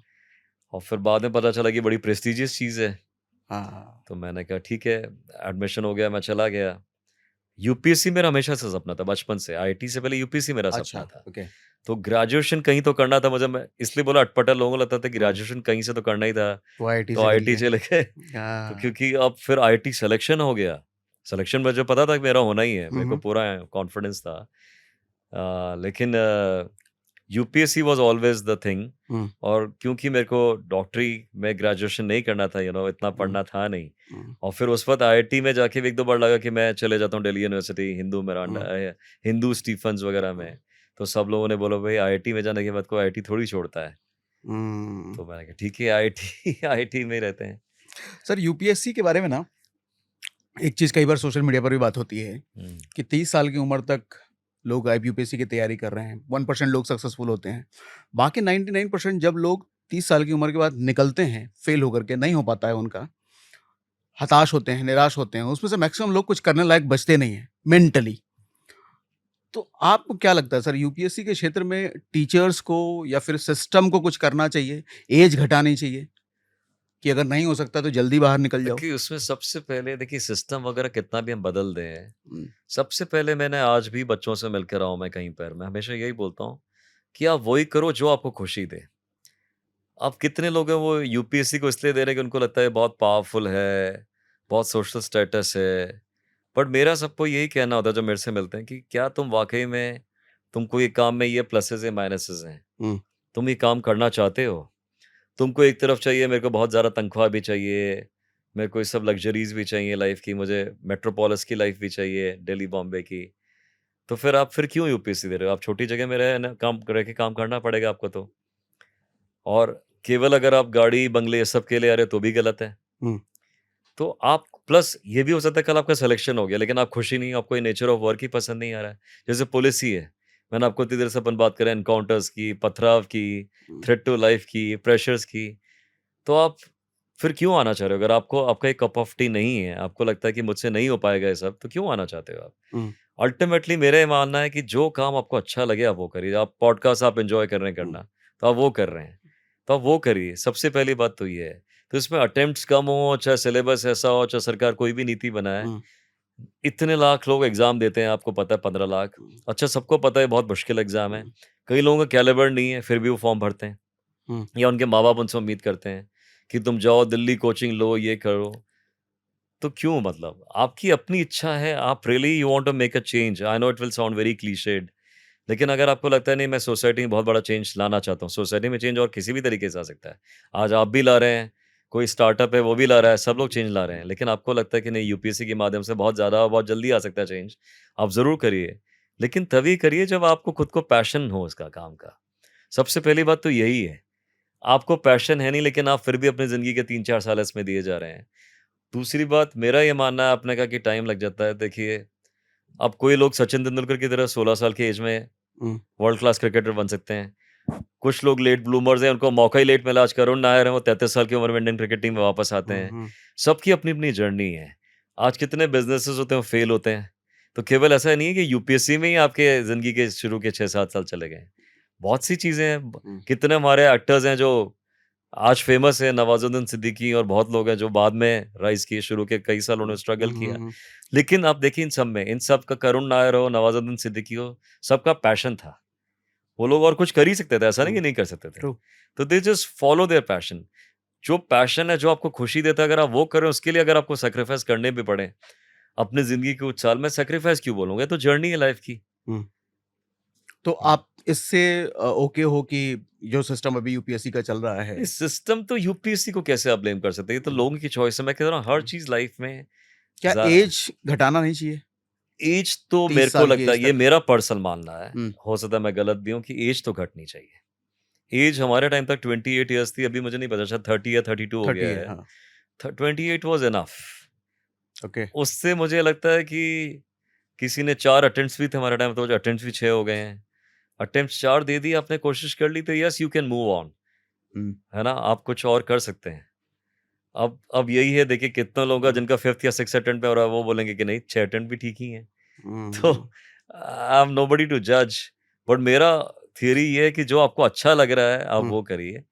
लेकिन क्या ऐसा होता है कि 6th अटेम्प्ट में भी लोगों का होता है? हाँ, बिल्कुल 5th होता है। अटेम्प्ट तक लोग थक नहीं जाते? 5th अटेम्प्ट में अभी इस साल की यूपीएससी टॉपर 5th अटेम्प्ट किए हैं, लड़कों या लड़की हैं, मैं नाम नहीं जानता उनका। वो ओके, 5th अटेम्प्ट में पिछली बार तो उनका प्रीलिम्स में ही नहीं हुआ, उन्होंने लिखा और इस बार ओके, सीधा रैंक 1 उनका आया है। ओके। तो थकते हैं लोग, लेकिन कुछ लोगों को विश्वास होता है कि रिजल्ट आएगा कभी ना कभी तो। तो 28 के बाद भी और 30 के बाद भी अगर लोग निकलते हैं, नहीं हो पाया उनका, हम्म। तो आपको क्या लगता है क्या-क्या ऑप्शंस होते हैं उनके पास करने के लिए? ऑप्शंस तो आज की तारीख में तो बहुत ऑप्शंस हो गए हैं, और जो यूपीएससी में इतने साल दे रहा है तो नॉलेज का तो भंडार उसके पास है ही हुँ, है। सिंसियरिटी और हार्डवर्क उसके पास बहुत ज़्यादा है, तो मौके मिलते हैं। हुँ, कई बार मैंने देखा है, लोग हैं, कुछ लोग टीचर्स बन जाते हैं, कुछ लोग यूपीएससी कोचिंग सेंटर खोल लेते हैं, कोई हुँ, स्टार्टअप में। आजकल ऐसा नहीं है कि आप हताश हो के आपको कोई ऑप्शन नहीं है, हुँ, ऑप्शंस तो बहुत हैं। मतलब हुँ। मैंने कोई बहुत ऐसी पेनफुल स्टोरी सुनी नहीं है, ठीक है? कोई रास्ता तो आदमी हर निकाल ही लेता है सागर अपना, ऐसा निकालने कौन वाला आदमी निकाल लेता है, है। सब निकाल हुँ। लेते हैं अपना रास्ता। आप कभी हताश हुए हो? कभी मैं डिप्रेशन? हताश कभी नहीं हुआ, अ, परेशान भी नहीं हुआ हूँ, कभी-कभी दुखी हुआ हूँ। अभी हाल ही के दिनों में दुखी हुआ हुँ, हूँ, पिछले कुछ समय से, जब मुझे लगता था कि कितना कुछ अनफेयर है दुनिया में। हुँ, लेकिन मैं बड़ा स्टोइक आदमी हूँ, बड़ा स्ट्रॉन्ग भी हूँ मेंटली। मैं हूँ कि मैं बन गया हूँ, आई डोंट नो। हुँ, और मैं बड़ा डिटैच्ड हूँ। मेरे को एक चीज़, मैंने कई चीज़ें सीखी हैं कि एक तो ज़िंदगी में परेशानी किसकी कब आ जाएँगी, इसका कोई आंसर किसी के पास नहीं है। और 99% लोगों के तो आ ही जाती हैं। हुँ, कुछ हुँ। 1% होंगे जो रियली लिखा के आए अपना भाग्य। हाँ, ऐसे भी लोग होते हैं हुँ। जिनकी पूरी ज़िंदगी कोई परेशानी नहीं हाँ, होती है। हाँ। पैदा से लेके अंत तक कोई परेशानी नहीं, ऐसे भी लोग हैं। लेकिन 99% लोग अपना-अपना कुछ न कुछ हिस्से का, हुँ। कहते हैं ना, कष्ट लेकर आए होते हैं। लेकिन मुझे लगता है सर जिनकी लाइफ़ में कोई परेशानी नहीं आती, हुँ।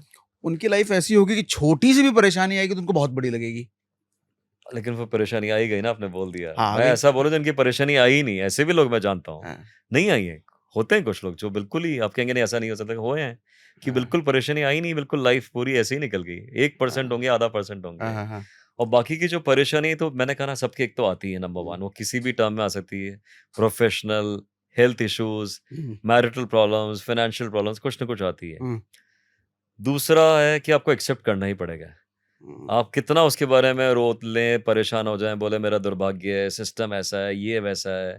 अल्टीमेटली आपको एक्सेप्ट करना पड़ेगा और आपको हुँ, अपनी लड़ाई खुद ही लड़नी पड़ेगी, हुँ, और कोई आपकी लड़ाई नहीं लड़ सकता है। आप कितना भी मोटिवेशनल स्पीचेस सुन लीजिए, किसी गुरु के पास चले जाएँ या पामलेस एस्ट्रोलॉजर चले जाइए, सबका एक ही आंसर है, एक्सेप्टेंस एंड देन फाइट। हुँ। एंड जब आप फाइट करेंगे, आपको उसका रिज़ल्ट मिलेगा। हो सकता है वो रिज़ल्ट 10 दिन में आ जाए, हो सकता है रिज़ल्ट 10 साल में आए, हाँ, लेकिन रिज़ल्ट मिलेगा। आपके पास ऑप्शन ही क्या है? हाँ। जब मैं कभी परेशान होता हूँ या मैं थोड़ा हल्का-फुल्का दुखी भी होता हूँ, तो मुझे भी कई बार लोग बोलते हैं, "सर कमाल है सर, आपको इतनी परेशानी आती है, फिर भी आप बड़े कूल काम रहते हैं।" हुँ, फिर मुझे लगता है कि यार, ये कॉम्प्लीमेंट दे रहा है, कितनी बड़ी बात है। लेकिन 5 सेकंड बाद अपने आप को मैं बिल्कुल ज़मीन पे ले आता हूँ कि भई, एक तो मेरी लड़ाई है, मेरे को लड़नी पड़ेगी, ऑप्शन क्या है? मैं किसी पे कोई एहसान नहीं कर रहा। हुँ। मेरी लड़ाई ना मेरी पत्नी, ना मेरे पिताजी, ना मेरे बच्चे, कोई नहीं लड़ सकता। वो लड़ाई मुझे खुद लड़नी है। पांडवों के साथ श्री कृष्ण थे, फिर भी पांडवों को लड़ाई अपनी खुद ही लड़नी पड़ी। उसके अलावा मेरी परेशानियों से बड़ी-बड़ी परेशानियाँ दुनिया में इतनी सारी हैं। हुँ, मैंने लोगों को देखा, एक दिन मैं पुलिस हेडक्वार्टर्स में था, तो मेरे साथ एक अफ़सर था, देखा वो व्हीलचेयर पे। मैं कहा, "व्हीलचेयर पे कैसे?" बोला, "अरे सर, मेरे को तो गोली लगी थी, हुँ। एनकाउंटर में मेरी स्पाइन में निकली, मुझे पैरालिसिस हो गया नीचे का।" और आराम से फिर लिफ्ट में गया अपनी ड्यूटी करने। ओह! डीएसपी था, तो मुझे लगा कि कमाल है, फिर मैं किस बात के लिए, हाँ, हाँ, हाँ। यहाँ तो लोग क्या-क्या नहीं लाइफ़ में झेल लेते हैं। हाँ, तो रोज़ का एक एग्ज़ाम्पल है। आप क्या? चाहे वो देखिए, पटना में कोई गरीब, मैं देखता हूँ कोई सब्ज़ी वाला आता है, अपना एरिया साफ़ करता है सुबह वो, हुँ, हुँ, जो हुँ। उसका बेचारा 5 फीट का हुँ, एरिया होता है, हुँ, उसी को वो साफ़ करता है, फिर हुँ, इंतज़ार करता है पूरे दिन कि हुँ। कितने लोग मुझसे क्या सामान लेंगे। ट्रू। तो हर जना अपना स्ट्रगल्स कर रहा है, हुँ। तो करने हैं तो करने हैं। अब एक लास्ट सेक्शन मैं आपके हुँ। स्टॉक मार्केट इन्वेस्टमेंट के बारे में जानना चाहूँगा। मुझे पता चला है कि आप स्टॉक मार्केट में भी एक्टिवली इन्वेस्टर हैं। सो क्या हैं सर आप बेसिकली क्या करते हैं? मैं ब्लंडर्स मैंने किए, मैंने पैसे गँवाए भी, और बिल्कुल बेवकूफ़ों जैसे काम ये किए कब की भी। बात है? ये है आई थिंक 2004 में, तो मैंने कुछ नहीं किया। वो जो लीमान ब्रदर्स वाला जस्ट जब टाइम शुरू हुआ था 2008-9 का, हाँ। तो मुझे लगा कि मेरे सब दोस्त बहुत सक्सेसफुल हो गए। इंडिया बिल्कुल एकदम बूमिंग इकोनॉमी थी। हुँ, हुँ, हुँ। मुझे लगा सब लोगों ने इतने पैसे कमा लिए, मुझे भी कुछ करना चाहिए। हम्म, तो सर्विस में तो हम लोग इतना कुछ कर नहीं सकते थे। हम्म, एक फिक्स तनख्वाह है, हम्म, तो बिजनेस तो कुछ है नहीं, तो ऑब्वियसली मैंने कहा स्टॉक मार्केट करते हैं। तो स्टॉक मार्केट के अंदर बिना दिमाग लगाए टिप्स मांगना लोगों से, बिना सोचे शेयर्स में पैसे लगा देना, न टाइमिंग का पता लग, मतलब बहुत गलतियां की हैं। क्या? उसके बाद जब मैंने काफ़ी नुकसान झेल लिया, तो मुझे फिर मैंने देखा कि वॉरेन बफे के बारे में लोग इतनी तारीफ़ करते हैं, आई मस्ट रीड इट। तो मेरे बच्चों ने मेरा मज़ाक उड़ाया, बोला कि ये वॉरेन बफे की किताब तो आपको पहले पढ़नी चाहिए थी। अब सारा पैसा डुबोने के बाद आप वॉरेन बफे पढ़ रहे हैं। हम्म, तो मैंने कोई बात नहीं, पढ़ता हूँ मैं उसको। और वॉरेन बफे से ज़्यादा मतलब एक किताब थी, how Buffett does it. Okay, बहुत ही सिंपल किताब है, 200 या 300 पेज की थी। कोई टेक्निकलिटीज़ उसमें नहीं थी। हाँ, तो उसमें बहुत सिंपल से टिप्स थे। सबसे पहले तो टीवी मत देखिए आप। मैं दिन भर बैठ के जितने स्टॉक मार्केट के चैनल्स थे उसमें नीचे टिकर पे देखता रहता था, क्या हुआ, क्या हुआ। हाँ, फिर यूएस मार्केट में क्या हुआ, डाउ जोन्स में, यूरोपियन मार्केट में क्या हो रहा है, ऊपर जा रहा है, नीचे जा रहा है। हाँ, और खुद ही बिना दिमाग लगे अपनी थियरीज नहीं अपनी एक्स्ट्रापोलेट कर लेता है। यूएस मार्केट में ऐसा हुआ तो यहाँ ऐसा हो जाएगा, वहाँ ऐसा हुआ तो ऐसा हो जाएगा। और फिर बैठ के जितनी मैगजीन्स है, कैपिटल मार्केट, दलाल स्ट्रीट, क्योंकि आईआईटी ने तो मैथ्स में पूरा उसका एनालिसिस कर रहा हूँ, पी रेशियो, ये हम्म, रेशियो, मतलब हम्म, बहुत डेप्थ में घुस गया। ओके, लेकिन जब मैंने ये पढ़ी बफे वाली किताब, हाउ बफे डज इट, उसमें बड़ा सिंपल था, कीप, उसमें लिखा ही था कीप इट सिंपल। और उसमें उसने बहुत सिंपल बातें बताई कि इन्वेस्टर और स्पेकुलेटर में बहुत बड़ा फ़र्क है। And you when you invest in a company, तो आप खुद उसकी स्टॉक होल्डर ही नहीं, आप उसके हिस्सेदार सही मायने में। अगर वो कंपनी अच्छी है, तो आगे ना पीछे वो प्रॉफ़िट देगी और अपने आप उसका प्रॉफ़िट आपके पास आ जाएगा। और अच्छी कंपनी में था बिल्कुल क्लीन मैनेजमेंट। ये डेट फ्री तो अपनी जगह सबसे पहले क्लीन मैनेजमेंट, कि उसमें कोई आपको दाग ना रात की होना नींद ना चाहिए। उड़े। जो वॉरेन बफे का नहीं कि 5 साल तक स्टॉक मार्केट बंद हो जाए, हाँ, तो मेरी नींद ना उड़े। तो ऐसे ही बहुत सारे इसमें बेसिक्स थे। टीवी मत देखो, टिप्स के बारे में इंतज़ार मत करो। अच्छा, nobody can predict the stock market. तो मैंने ये सब चीज़ें छोड़ी, टीवी देखना, ये देखना। मैंने सिर्फ एक स्टॉक्स की लिस्ट बनाई, जितने ब्लू चिप्स हैं, एसबीआई, एलएनटी, आईटीसी, इस तरह के। और मैंने कहा ये सब इस रेट पे कभी मुझे मिल जाए, तो मैं इस बार इनको लूँगा। तो मैं मेरे मैं मैं आपको इंटरप्ट कर रहा हूँ, सॉरी। हम जैसे लोग जब नए नए स्टॉक मार्केट में घुसते हैं, गैम्बलिंग करते हैं, ट्रेडिंग करते हैं, तो पर्पस ये होता है कि थोड़े एक्स्ट्रा पैसे बन जाएं। आप तो ऑलरेडी स्टेब्लिश थे, आपको क्या जरूरत थी करने मैंने की? आपको बताया ना कि देखिए मेरी तनख्वाह लिमिटेड है। मेरे को हाँ, पैसे का लोभ कभी भी नहीं रहा, अभी भी नहीं है। कोई मेरे पास बहुत प्रॉपर्टीज़ भी नहीं है, कुछ नहीं है, मैं रियल एस्टेट में जाता भी नहीं। लेकिन जब दोस्तों को देखा, तो कभी-कभी तो आदमी थोड़ा-सा होता ही है। मजे के लिए। मज़े के हाँ, लिए नहीं किया था। मुझे लगा एक तो ज़रूरत से ज़्यादा अपने आप को आदमी इंटेलिजेंट समझता है, कि मैं तो आईआईटीएन हूँ, तो ये तो मैं ये चीज़ें तो मैं मैथ्स से निकाल लूँगा। तो वॉरेन बफे की किताब में लिखा था कि 4-4 नोबेल प्राइज़ वाले विनर्स भी ये सब नहीं कर पाए, न्यूटन भी नहीं कर पाए, लिखा है उनकी किताब में। तो आ, बोला इसका मैथ्स से कुछ नहीं होता, ह्यूमन साइकोलॉजी है। जो पूरी दुनिया डरती है, buy when everybody is fearful, हाँ, be greedy when everybody is fearful and sell when everybody is greedy. लेकिन लोग ऐसा फॉलो करते नहीं, इसका नहीं ठीक कर उल्टा ही पाते, होता ठीक है। उल्टा ही होता है। तो आपने बोला कि पैसे की ज़रूरत क्या थी? पैसे की ज़रूरत ज़्यादा एक ईगो था। एक ईगो था कि मैं गलत कैसे हो रहा हूँ? उस गलती को ठीक करने के लिए और फिर हाथ जलाए। 90% लोग यही तो करते हैं। दाँव पे दाँव खेलते जाते हैं। इस बार मैंने कहा मैं इन्वेस्टर बनूँगा। तो एक कंपनीज़ की लिस्ट बनाई। फिर एक रेट फिक्स की कि इसी रेट पे एंट्री करूँगा। क्योंकि वॉरेन बफे का था कि getting into a company at the right price. आप बहुत अच्छी कंपनी, लेकिन आप गलत टाइम पे एंटर कर रहे हैं, बहुत एक्सपेंसिव ऑलरेडी हो चुका है, तब कोई मतलब नहीं है। तो बहुत बेसिक्स है, मैं आपको क्या दूँ, आप तो खुद इसके एक्सपर्ट हैं, लेकिन बहुत बेसिक्स मैंने फॉलो किए। टीवी बिल्कुल बंद कर दिया, ये दलाल स्ट्रीट वगैरह सब हटा दिया। मैंने कहा ये अच्छी हैं, बुरी हैं, लेकिन मैंने हटा दिया। और सिर्फ मैंने कहा जिस दिन इनकी रेट यहाँ पे आएगी तब मैं लूँगा। ओके। अब किस्मत की बात है, किस्मत तो होती है लाइफ में, मैं तो मानता हूँ हर चीज़ में किस्मत है। आपके साथ बैठा हूँ, ये भी किस्मत है, अरे होना जो सर। होता है। तो कोरोना हो गया और मेरे लिस्ट बनाने के विदिन 1 मंथ कोरोना हो गया। ओके। दुनिया पूरी घबरा रही थी। अब पता नहीं क्या सोच के मैंने अपने जीपीएफ से भी पैसे निकाल लिए उसमें, सब कुछ उसमें लगा हाँ, दिया। हाँ, हाँ, जब लोग डर रहे थे, मैं उसमें डालते जा रहा था। और लेकिन मैंने लगाया केवल ब्लू चिप्स में। ओके। उसके बाद जब मार्केट बढ़ना शुरू हुआ, तो मज़े की बात है मेरे शेयर शुरू में बढ़े ही नहीं। आपको अच्छा। याद होगा आईटीसी वगैरह मीम्स बने थे, हाँ, हाँ, हाँ, आईटीसी, हाँ, हाँ, एसबीआई भी नहीं हाँ, बढ़ा, हाँ, कुछ हाँ, नहीं बढ़ा। लेकिन इस बार मेरा कन्विक्शन था। मैंने कहा बफे ने बोला हुआ है, कि जो सही कंपनी उसका राइट टाइम उसका आएगा। और ये सब फ्रॉथ है और बहुत चीज़ें बहुत होती हैं, ऊपर हवा में उड़ता है, ये होता है, वो होता है। मैंने कहा मेरे को कन्विक्शन इस बार इससे निकलना ही नहीं है। तो आपने कोरोना में बाइंग करी, मतलब लोएस्ट पे आपने बाय करा हाँ, था? मैंने ऑलमोस्ट लोएस्ट पे बाई की, फैक्ट है। ओह! आपको बता ही रहा हूँ। मतलब एसबीआई मैंने 150 पे ले रखे हैं। ओह! तो वो सब मैंने किया, चांस भी है, लक भी है, मैं बिल्कुल बोल रहा हूँ, हाँ, क्योंकि हाँ। मुझे थोड़ी पता लोएस्ट 150 का वो 25 भी हो सकता था। हाँ। लेकिन मेरे को लगा अब ये राइट टाइम आ गया है, तो मैंने लिया। कन्विक्शन बोल लीजिए, किस्मत बोल लीजिए, ऊपर से कोई डिवाइन पावर था, क्या हुँ, था, हुँ, क्योंकि हुँ, हुँ। पैसे गँवाने का यूजुअली कोई वापस स्टॉक मार्केट में आता नहीं है। इस बार मैंने स्पेकुलेशन बिल्कुल नहीं किया, कोई फ्यूचर्स ऑप्शंस नहीं किए, कुछ नहीं किया, और उसके अलावा मैंने कोई भी अननोन कंपनी या जो बोला ना कि अब ये हो जाएगा, वो हो जाएगा, टिप-विप, मैंने कहा बस यही मुझे करना है। और उसके अलावा अ, सबसे बड़ी बात थी, लोगों ने बोला मान लो एसबीआई 150 का 200 हो गया, हुँ। 20% रिटर्न तो आएगा, तो उससे ज़्यादा आ गया, निकल जाओ। तो वॉरेन बफेट ने ये भी लिखा है कि when you get a good stock at a good price, hold on with your dear life. मैंने कहा मैं इसको बेचूंगा ही नहीं। तो हुँ, वो स्टॉक्स मेरे तब से ऐसे कैसे पड़े हुए हैं, ओके, चाहे वो एल हो, आईसीआईसी हो, पड़े हुए हैं। वो अप डाउन होते रहते हैं, मुझे, मैं बॉदर भी नहीं करता, ओके। क्योंकि मैंने तो इतने कम पे ले रखे हैं कि अब मेरे को कोई फर्क भी नहीं पड़ रहा है। और वो सुपर। नीचे आ भी, अच्छा एक मजे की हुँ, बात और है, बहुत पर्सनल चीज है कुछ, हुँ, क्योंकि मैं हुँ, कुछ चीजों से भी गुजर रहा हूँ। उनमें से कई चीजें जिनका मैं एक्सेस कर भी नहीं सकता हूँ, वो ऑन पेपर है सब कुछ, लेकिन मैंने देखा मेरी जिंदगी में कुछ फर्क नहीं पड़ा। हुँ। तो मेरे को बाद में ये भी लगा कि पैसे के पीछे जो हम लोग इतना भागते हैं, जरूरत आदमी को जितनी चाहिए उतना उसके पास वैसे भी होता है। हर एक का हाँ, अपना हाँ, सामर्थ्य, अपनी रिक्वायरमेंट्स हैं, हाँ, हाँ। है ना? हुँ, और मेरी रिक्वायरमेंट्स बहुत मिनिमल है। I am a simple person, otherwise मैं शौक सब चीज़ों का रखता हूँ, लेकिन हुँ, जो गुड थिंग्स इन लाइफ है, चाहे बुक्स हो, चाहे स्पोर्ट्स हो, हुँ, इनके लिए आपको बहुत खर्चे की ज़रूरत हुँ, नहीं है।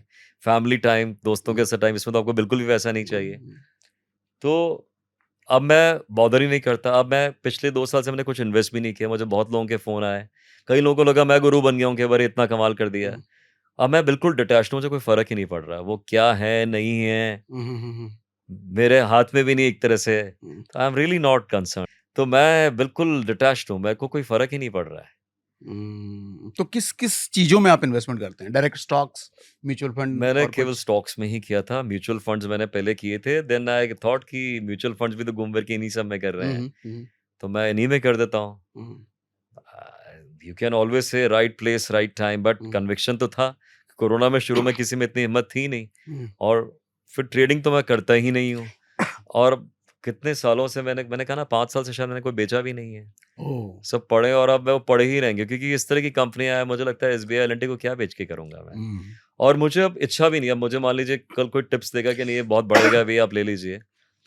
मेरा बड़ा एक है, one has to draw a line somewhere. Um, आपने कहा आपको क्या ज़रूरत थी? हुँ, हुँ, मेरे को जितनी ज़रूरत या जितना मेरे को लगा व्हिच मेक्स मी कंफर्टेबल। मेरे कभी कैसे कोई एम्बिशंस है ही नहीं कि मेरे दोस्त ने ये चीज़ कर ली तो मुझे भी ऐसा करना हाँ, है, हाँ, या किसी ने मर्सिडीज़ खरीद ली तो मैंने करनी है। मैंने हुँ, कहा नहीं, इट्स ऑल अबाउट चॉइसेस।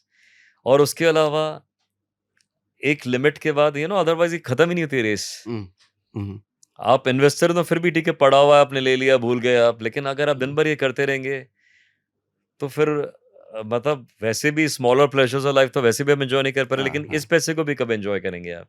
इससे हाँ, अच्छा है कि या तो आप उसको एनकैश कर हुँ, लीजिए, हुँ, हुँ, हुँ, या उसको भूल जाइए।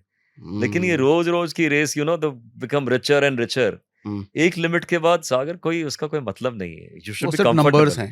यू शुड बी फाइनेंशियली हाँ, कंफर्टेबल, बिल्कुल हुँ, मना नहीं कर रहा हूँ मैं। हुँ, फाइनेंशियल कंफर्ट सबको होना चाहिए, लेकिन सबको अपने हिसाब से वो है ना। हुँ, ऐसे तो कोई एंड ही नहीं किसी भी चीज़ हाँ, का। उसके बाद कोई एंड ही नहीं, हम वो लोग सारे जब सिर्फ़ पढ़ते थे मिलियंस बिलियंस, आज तो लोग ट्रिलियनर बनने की बात हो रही है। हाँ, तो एंड कहाँ है? तो मेरे हाँ, को जितना चाहिए है, या जितना मैं चाहता था कि मैं कंफर्टेबल हूँ, मेरी, हो सकता है आप कहेंगे सर आपका तो थ्रेशोल्ड बहुत नीचे था, हाँ, लेकिन I am happy with that. मुझे अपनी हुँ। लाइफ कॉम्प्लिकेट करनी ही नहीं है। So Amit sir, thank you very much. आपका मुझे पता चला कि आप जब भी दिल्ली आते हैं बहुत ज़्यादा बिजी शेड्यूल रहता है। आपके फैन्स, नॉट सोशल मीडिया वाले फ़ैन, रियल वाले फ़ैन बहुत ज़्यादा हैं। तो इतने बिजी शेड्यूल में आपने हमारा इनविटेशन एक्सेप्ट किया, यहाँ तक आए, इतना समय दिया, हमने साथ में लंच भी करा। इन सभी चीज़ों के लिए बहुत-बहुत दिल से धन्यवाद sir. Thank you Sagar, all the best to you.